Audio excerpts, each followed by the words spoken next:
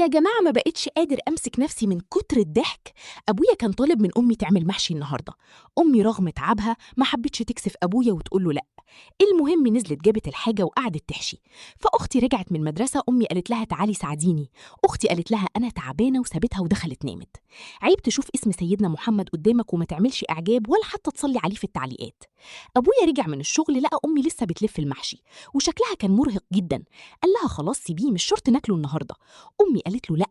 أبويا فضل يتحايل عليها وأمي أصرت تعمله.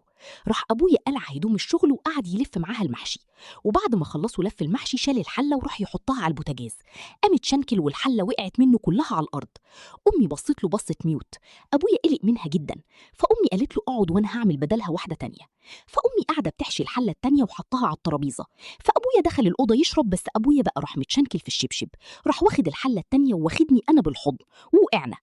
أمي راحت مصوتة في وشي ورحنا واخدين بعض وفاتحين باب الشقة وطالعين نجري في الشارع. ده كله يحصل يوم لما نيجي ناكل محشي.